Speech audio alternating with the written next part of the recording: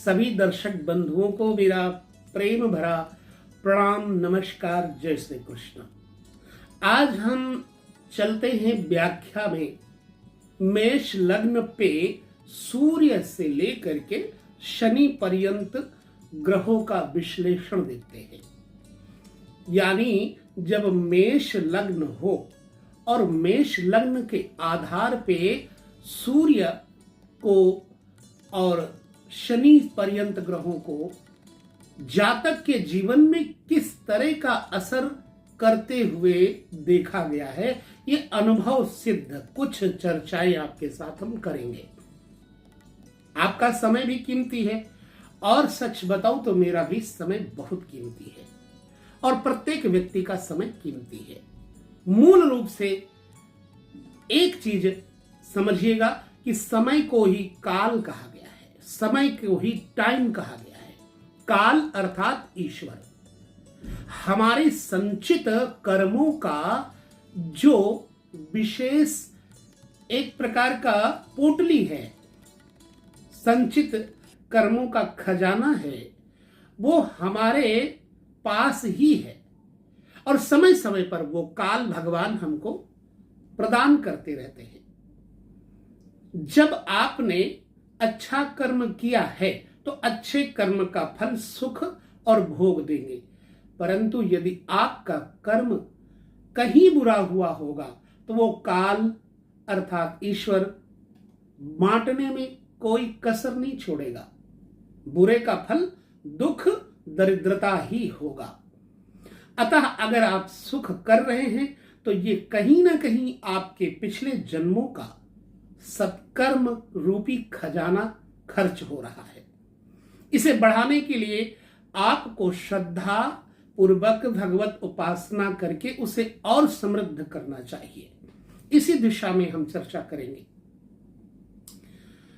कहते हैं ईश्वरः सर्वभूतानां हृदय से अर्जुन तिष्ठति भ्रामयन् सर्वभूतानि यंत्रारूढ़ानि माया। भगवान सभी के समस्त भूतों के हृदय में विराजमान है। जैसे एक गाड़ी का ड्राइवर अपनी पूरी योग्यता के साथ, तन्मयता के साथ गाड़ी को चलाता है, और उसी प्रकार ईश्वर भी समस्त भूतों में, हाथी से लेकर चींटी पर्यंत, जड़ से लेकर चैतन्य पर्यंत समस्त जीवों को संचालित करते हैं। इसीलिए उनको ईश्वर कहा गया है, काल कहा गया है, और वो काल अव्यक्त रूप से हमारे इर्द गिर्द घूमता रहता है। और इसी को ज्योतिषियों ने जन्म कुंडली के आधार पर आपके सामने प्रस्तुत किया है ग्रहों के द्वारा। अब ज्योतिषी के अंदर भी तो वही काल भगवान विराजमान है, तो इसको बड़ी सूक्ष्मता से आप समझिएगा। शॉर्ट का जमाना है, शॉर्ट के जमाने में लोगों के पास समय नहीं है और कुछ कंजूसी है, क्योंकि हर आदमी के पास मोबाइल है और मोबाइल में शॉर्ट देखने का उसे बड़ा मजा आता है। लेकिन मैं ये कहूंगा उसकी अपेक्षा यदि आप कुछ ज्ञान अर्जन करते हैं तो बहुत अच्छा है। तो आइए ज्योतिष के हम इस विषय को लेकर चलते हैं कि यदि सूर्य मेष लग्न वालों का कैसा प्रभाव किस घर पे देता है, क्योंकि सूर्य यहां पर मूल त्रिकोण पंचम स्थान का स्वामी है। पंचम स्थान का स्वामी यहां पर सूर्य है। बृहस्पति पंचम स्थान का कारक है। अब सूर्य की दशा जब भी आएगी तो जातक के ऊपर क्या परिणाम देगी, क्योंकि पंचमेश पंचम भाव से देखने वाले सब्जेक्ट क्या है। पंचम भाव से आंतरिक विद्याएं, लॉटरी, जुआ, सट्टा, योग्यता, पुत्र, सुख, हमारी आध्यात्मिक ऊर्जा, धर्म का घर नवा है और नवे से नवा घर है पंचम, इसलिए नवम से नवम स्थान जातक की सिद्धियों के बारे में भी बताता है। अतः सूर्य चूंकि पंचमेश है, यदि सूर्य किसी बुरे ग्रह से दृष्ट नहीं है तो अधिक फल देगा। लेकिन यदि स्वयं सूर्य मूल त्रिकोण में ही बैठा है, तो पुत्र सुख, हालांकि सूर्य पंचम में होता है तो प्रायः मैंने देखा है कि सिर्फ एक ही पुत्र का सुख देता है। लेकिन सूर्य को क्रूर ग्रह भी कहा गया है, तो जब ये अशुभ होगा सूर्य का प्रभाव, तो आपके जीवन में क्रूरता देगा, क्रोध देगा, पिता पुत्र में अनबन देगा, केश यानी बालों में निखार की जगह बिखार देगा, नेत्रों में विकार देगा, हड्डियों में पेट में तकलीफ देगा। लेकिन यदि सूर्य अच्छा है और कहीं भी बैठा है तो याद रखिए, क्योंकि पंचमेश सूर्य मूल त्रिकोण का स्वामी होने के नाते विद्या, बुद्धि, रिद्धि, सिद्धि, उपासना, सुख, समृद्धि, उदर ओजस्विता, तेजस्विता, वाक्पटुता, सत्यता और अस्पष्टवादिता जैसे गुणों की भरमार कर देगा। यदि सूर्य को तेज करना हो तो सूर्य के लिए आदित्य हृदय स्तोत्र का नित्य मुक्त कंठ से समय अनुसार रोज पाठ करना चाहिए और भगवान सूर्य को, भास्कर भगवान को नमस्कार तो करना ही चाहिए, क्योंकि कहा गया है नमस्कारः प्रियो भानु, भगवान सूर्य को नमस्कार प्रिय है। और जलधारा शिवो प्रिया, भगवान शिव को जल की धारा से प्रसन्न किया जाता है। अलंकारः प्रियो कृष्ण, अर्थात अलंकार, सजावट, साजो सज्जा से भगवान कृष्ण को प्रसन्न किया जाता है। और ब्राह्मणों मोदक प्रिया, यहां परिहास का विषय नहीं है, ब्राह्मण में भगवान का रूप बताया गया है। ब्राह्मण मुखामासीत वेद कहता है, अर्थात ब्राह्मण भगवान का मुख है। तो इस तरह से यदि सूर्य, ब्राह्मण इनको प्रसन्न करना हो तो नमस्कार मीठी वाणी से किया जा सकता है। सूर्य का ऐसा फल होगा, चंद्रमा का कैसा फल होगा? क्योंकि चंद्रमा चतुर्थ भाव का, यहां पर मेष लग्न है, चतुर्थ भाव का कारक भी चंद्रमा है और यहां चतुर्थ का स्वामी भी चंद्रमा है। अतः चंद्रमा यदि लग्न में है तो सुख, समृद्धि, सुंदरता, सुशीलता, संपन्नता के साथ साथ सुचिता भी देगा और शांति, संतुलन भी देगा, यश, कीर्ति भी देगा, कूल माइंड बनाता है। चंद्रमा यदि सूर्य के इर्द गिर्द हुआ, निकट हुआ, छठी तिथि के अंतर्गत हुआ, तो चंद्रमा रोग इत्यादि का कारक भी बन जाएगा। मां का स्वास्थ्य बाधित करेगा, जैसे मकान इत्यादि में कुछ रुकावटें देगा चंद्रमा, और बात बात में चिड़चिड़ापन भी दे देगा चंद्रमा। ऐसी अवस्था में चंद्रमा के लिए भगवान शिव के आभूषण कहा गया है। चंद्रमा को भगवान शिव ने अपने माथे पर धारण किया हुआ है, इसलिए जब चंद्रमा आपका दूषित हो जाए तो महामृत्युंजय मंत्र का जप करें, भगवान शिव को कच्चे दूध से स्नान कराएं, गाय का कच्चा दूध लेकर के गंगा जल मिलाकर के पंचामृत हो सके तो भगवान शिव को अर्पित करें। और नहीं महामृत्युंजय मंत्र का आप जप कर सकते हैं, क्योंकि उच्चारण कठिन है, महामृत्युंजय मंत्र का उच्चारण थोड़ा कठिन है, परंतु यदि अभ्यास करेंगे तो वह कठिनता भी सरलता में परिवर्तित हो जाएगी। तो आप शिव की आराधना करें, बट वृक्ष को कच्चे दूध से स्नान कराएं, मोती धारण करें, निश्चित ही आपको चंद्रमा फल देने लग जाएगा। माता की सेवा करें, गौ माता की सेवा करें, तुलसी की सेवा करें, चंद्रमा फलित होने लग जाएगा।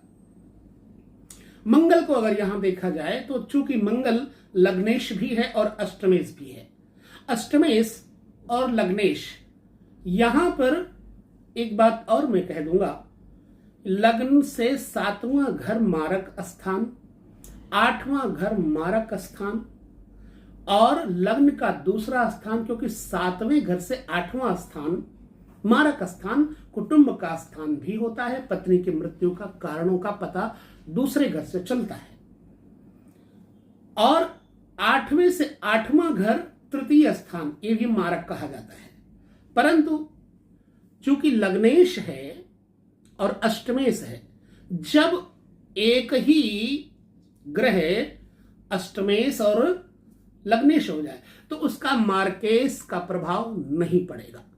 अतः ऐसी अवस्था में मंगल का प्रभाव दूषित नहीं होगा, क्योंकि मंगल एक तरफ मकर राशि में भी चला जाए तो भी लाभ देगा। मकर में मंगल उच्च का होता है। अब मंगल यदि मकर में हुआ तो लाभ क्या देगा? लग्नेश मंगल है ना, तो राज्य सुख, क्योंकि दसम स्थान राज्य का स्थान है। राज्य से सुख, नौकरी से सुख, सरकारी नौकरी से सुख प्राप्ति करवाता है। पिता के माध्यम से, व्यापार के माध्यम से विकास देता है मंगल। पुलिस कर्मचारी, पुलिस ऑफिसर, मिलिट्री इत्यादि से लाभ देता है। अग्निशमन और भट्ठी भट्ठे जैसे कार्य और इलेक्ट्रॉनिक्स संबंधी कार्यों से मंगल लाभ देगा, क्योंकि लग्नेश है। क्या लग्नेश की अवस्था में मूंगा पहनना ठीक रहेगा? ये चंद्रमा के ऊपर भी निर्भर करता है। थोड़ा सा हम ये बताएंगे कि जब भी आप मंगल के लिए मूंगा रत्न धारण करें तो उसके साथ साथ में आपको मोती भी धारण करना चाहिए। खैर, यह विषय हम आगे और वीडियो में देंगे। अभी हम फलादेश पर चल रहे हैं। ये फिर कभी सही। आप लोगों को अब हम ले चलते हैं बुध की तरफ। क्योंकि मंगल लग्नेश और अष्टमेश है, परंतु यहां लग्नेश अष्टमेश जो ग्रह हो जाए उसका मार्केश का नुकसान नहीं होता। अब बुध यहां पर क्या फर्क डालेगा? बुध यहां क्या फलादेश देगा? बुध तृतीयेश हो जाएगा मेष लग्न में, तृतीयेश हो जाएगा और षष्ठेश हो जाएगा। षष्ठेश की अवस्था में, क्योंकि छठा स्थान ननियाल पक्ष को भी दर्शाता है, शत्रु पक्ष, रोग पक्ष, ऋण पक्ष इत्यादि को भी दर्शाता है। यदि तृतीयेश और षष्ठेश बुध को हम देखें तो मैं सिर्फ अनुभव के तौर से बात कर रहा हूं। प्रायः मेष राशि वालों को बुध का फल मिश्रित देखा गया है। अगर मंगल बुध छठे हुआ तो वाणी को शुद्ध रखने पर ऋण नहीं बढ़ेगा, ननिहाल से नहीं बिगड़ेगी, यानी मामा के द्वारा लाभ देगा। अगर आपके मामा से आपके विचार नहीं मिलते बुध की दशा में, मौसी, बुआ, बहन, इनसे विचार नहीं मिलते, और एक संबंध है साली, इनसे विचार नहीं मिलते, तो समझ लेना आपका बुध खराब है। और यदि इनके साथ विचार मिलते हैं, इनसे लाभ है, तो आपको बुध बुरा असर नहीं देगा अपनी दशा में मेष लग्न वालों के अंतर्गत। अब जब मेष लग्न हो तो मैं तो ये कहूंगा कि जातक को यदि राशि मिली हो मिथुन, कन्या, यानी कन्या में चंद्रमा हो, मिथुन में हो, वृष में हो, तुला में हो, तो जातक को पन्ना रत्न धारण करने से लाभ मिलता है व्यापार इत्यादि में। चूंकि बुध और बृहस्पति वाणी का द्योतक है, वाणी का कारक है, तो अपनी वाणी को बिल्कुल मिश्रित मिठास से भरा रखेंगे तो बुध आपको बुरा असर नहीं देगा, ननिहाल पक्ष से नहीं बिगाड़े, बहन और बुआ को कुछ न कुछ अपने हाथों से भेंट अवश्य करे बुधवार को, तो आपका बुध आपको नुकसान नहीं करेगा।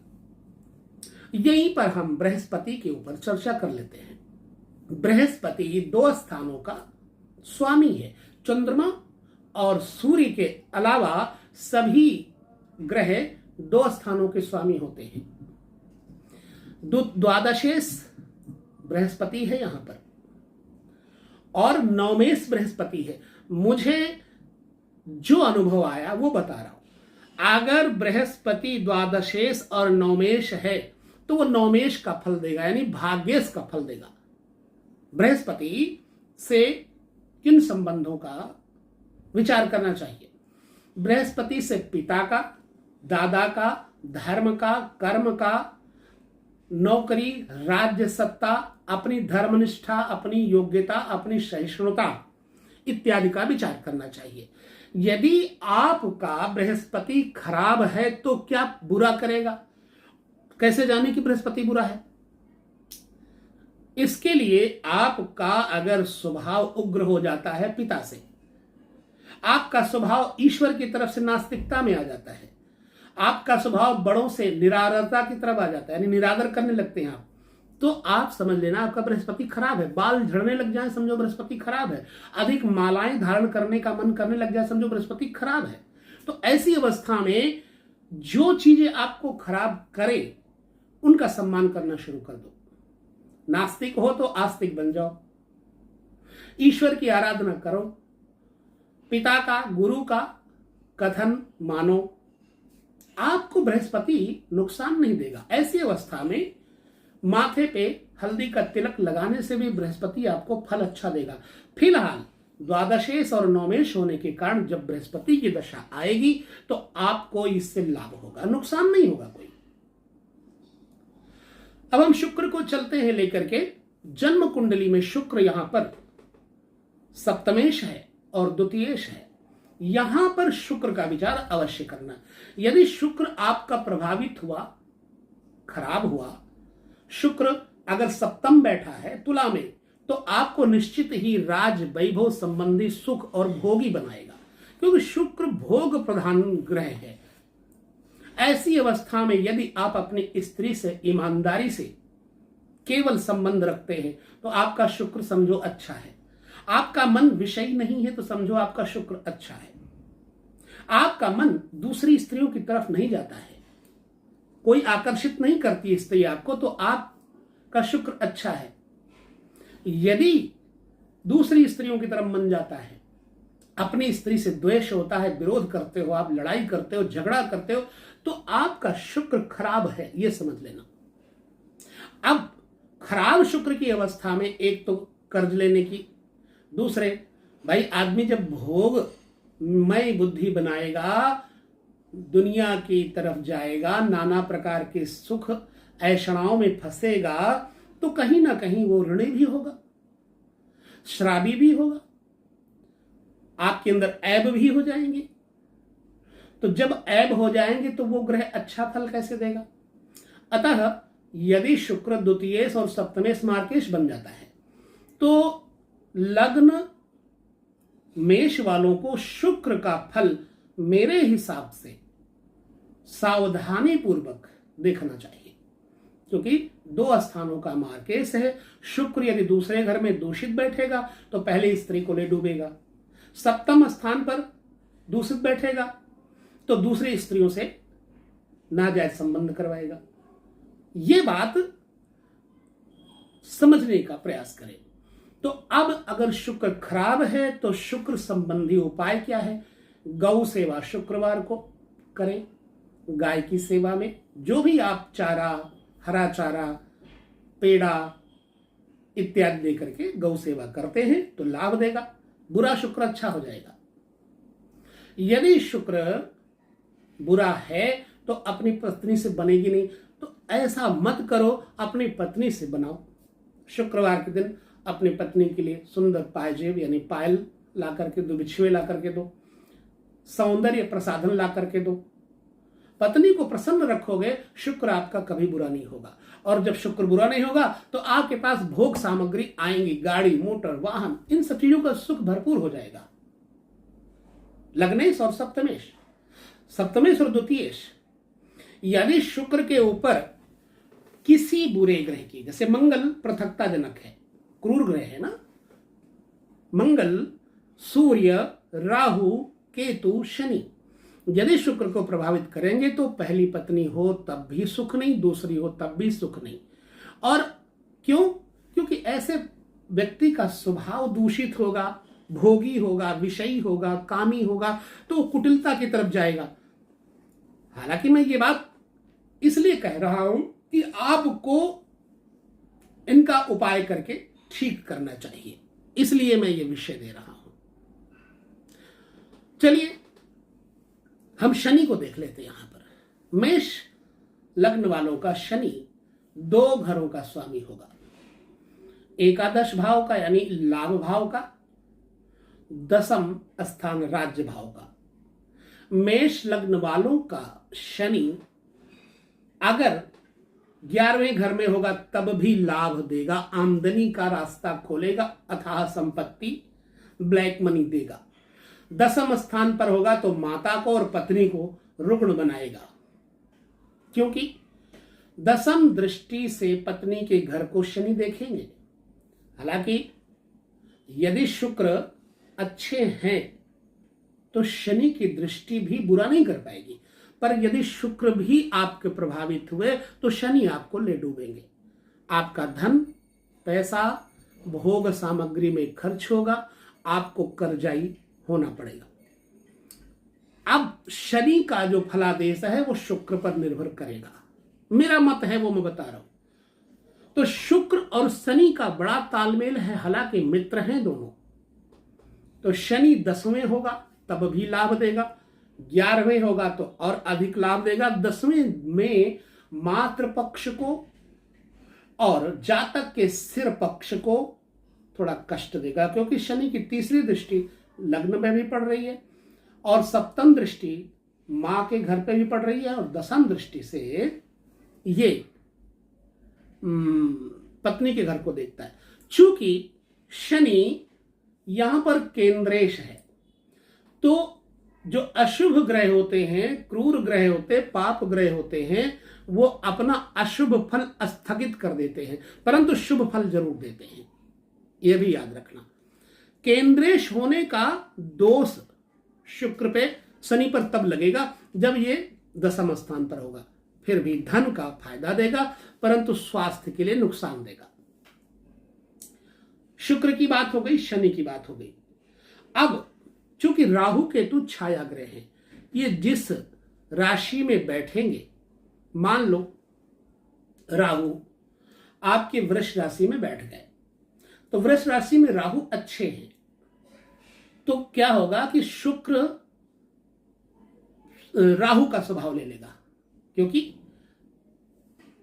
वो अगर शुक्र की राशि में बैठेंगे तो शुक्र को अपना स्वभाव दे देंगे, परिवर्तन कर देंगे, भाव परिवर्तन कर देंगे। अतः राहु भी अगर यहां देखा जाए अच्छे घरों में बैठा हो, 3रे घर में बैठा हो राहु, 6ठे घर में भी राहु बुरा नहीं होता। 3रे घर में बैठा हो, 11वें घर में बैठा हो तो धन संपत्ति समृद्धिशालता देगा, यदि ये शुक्र को प्रभावित नहीं कर रहा तो पत्नी का सुख भी अच्छा देगा, बाहर की मनी भी आएगी, धन दौलत भी आएगी। तो ये छोटा सा विस्तार मैंने आपको दिया। अब केतु का फल मंगलवत होता है। केतु शुभ फल भी देते हैं, राहु शुभ फल भी देते हैं। हम इस विषय में और आगे चर्चा करेंगे राहु केतु के फल के बारे में कि राहु केतु क्या बुरा फल देते हैं। जी नहीं, राहु केतु जातक को और शनि जातक को तपाते हैं और तपा करके उसको कुंदन बना देते हैं, सोना बना देते हैं, मानव जीवन को विकसित कर देते हैं, मानवता का उत्थान कर देते हैं। अतः इनको बुरा नहीं मानना और किस अवस्था में बुरा फल नहीं देंगे, यह हम अगले वीडियो में चर्चा करेंगे। चूंकि वीडियो बहुत बड़े बन जाते हैं तो जातकों को, दर्शकों को देखने में, समय देने में भी समस्याएं आती हैं। तो इस वीडियो में इतना ही, और चर्चा करेंगे हम ज्योतिष के अन्य संबंधों पर। अभी वृष लग्न के ऊपर चर्चा करेंगे। वीडियो के बारे में आपको देख करके ये बताना है कि यह विषय आपके लिए अनुकूल है, आपको इस विषय में रुचि है और इस विषय से आपको कुछ लाभ हुआ, क्या ऐसा फलादेश ठीक है, तो हमें आप जरूर लिखें। हम आपके विचारों का इंतजार करेंगे और यदि आपके विचार सकारात्मक है तो भी जय जय और नकारात्मक है तो भी जय जय। क्यों? क्योंकि भाई जो जिसके साथ फलित हुआ है वो अपनी अभिव्यक्ति जरूर देगा। मान लो अगर आपके ऊपर राहु ने बुरा फल दिया और मैं अच्छा बता रहा हूं तो आप बुरा ही बताएंगे, ना कि अच्छा बताएंगे, तो हमें उस अवस्था में बुरा नहीं लगेगा। हाँ, अपने अनुभव जरूर दीजिए। ज्योतिष में ऐसे बने रहिए। लगातार मिलते रहेंगे। नमस्कार, जय श्री कृष्ण, प्रणाम।